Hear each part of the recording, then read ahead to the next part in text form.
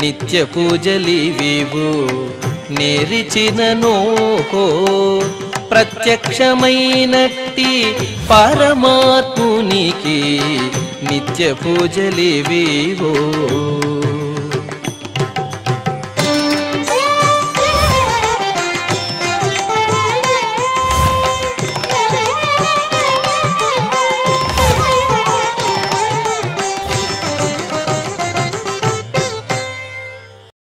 ఓం నమో వెంకటేశాయ. ఈరోజు సోమవారము, శ్రీ క్రోధినామ సంవత్సరము, ఉత్తరాయణము, గ్రీష్మ ఋతువు, ఆషాఢమాసము, శుక్లపక్షము, నవమి తిథి, స్వాతి నక్షత్రము, జూలై 15, 2024.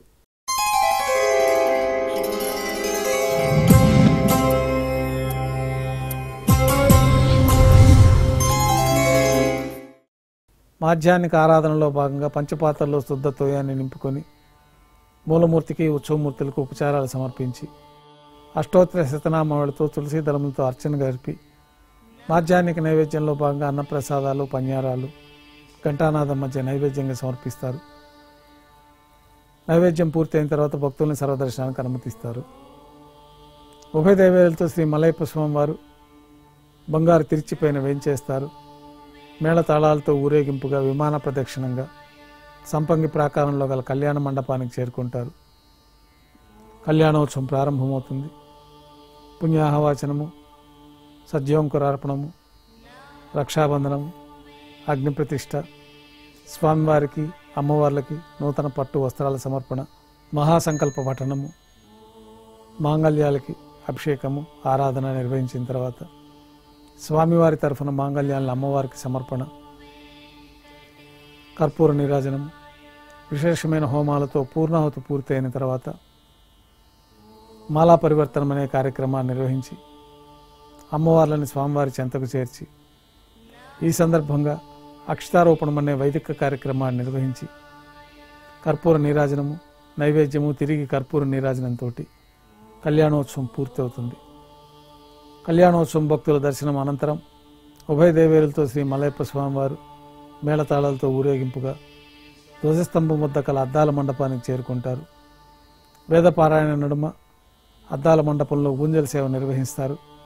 కర్పూర నీరాజనంతో ఊంజల్ సేవ పూర్తి అవుతుంది. ఉభయ దేవేరులతో శ్రీ మలయప్ప స్వామివారు బంగారు తిరిచిపైన వేంచేసి మేళతాళాలతో ఊరేగింపుగా ఆలయం వెలుపల కల వైభవోత్సవ మండపానికి చేరుకుంటారు. ఆర్జిత బ్రహ్మోత్సవంలో భాగంగా బంగారు గరుడ వాహనం పైన శ్రీ మలయప్ప స్వామివారు వేంచేస్తారు. కర్పూర నీరాజనంతో గరుడ వాహన సేవ పూర్తి అవుతుంది. హనుమంత వాహనం పైన శ్రీ మలయప్ప స్వామివారు వేంచేస్తారు. కర్పూర నీరాజనంతో హనుమంత వాహన సేవ పూర్తి అవుతుంది. పెద్ద శేషవాహనం పైన శ్రీ మలయప్ప స్వామివారు వేంచేస్తారు. కర్పూర నీరాజనంతో పెద్ద శేషవాహన సేవ పూర్తి అవుతుంది.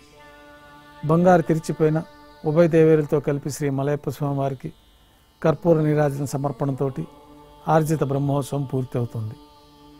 సాయం సంధ్య వేళలో 1000 దీపాలతో అలంకరించబడి ఉన్న సహస్ర దీపాలంకరణ సేవ మండపానికి ఉభయ దేవేరులతో శ్రీ మలయప్ప స్వామివారు మేళతాళాలతో చేరుకుంటారు.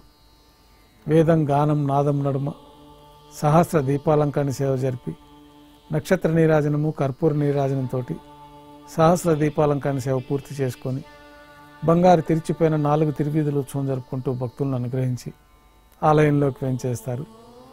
ఆలయంలో స్వామివారికి నైవేద్యం పూర్తయిన తర్వాత గర్భాలయంలో వేంచేస్తారు. వెంటనే రాత్రి తోమాల సేవ ప్రారంభమవుతుంది. ఉదయం సమర్పించిన పుష్పమాలికలన్నీ సల్లింపు చేసుకొని గర్భాలయాన్ని శుద్ధి చేసుకొని పంచపాత్రలో శుద్ధ తోయాన్ని నింపుకొని శ్రీ వైకాంస భగవత్ శాస్త్రోక్తమైన ఉపచారములు స్వామివారికి, ఉత్సవమూర్తులకి సమర్పించి స్వామివారికి, ఉత్సవమూర్తులకి నూతన పుష్పమాలికలతో అలంకరణ జరిపి చతుర్వేద మంత్రాలతో మంత్రపుష్పాన్ని సమర్పించి నక్షత్ర నీరాజనము, కర్పూర నీరాజనంతో రాత్రి తోమాల సేవ పూర్తి అవుతుంది. తులసి దళములతోటి అష్టోత్తర శతనామావళి నిర్వహించిన తర్వాత రాత్రి నైవేద్యంలో భాగంగా అన్నప్రసాదాలు, పన్యారాలు, దోశ, ఘంటానాదం మధ్య నైవేద్యంగా సమర్పిస్తారు. తిరువీస నైవేద్యం పూర్తయిన తర్వాత భక్తులని సర్వదర్శనానికి అనుమతిస్తారు.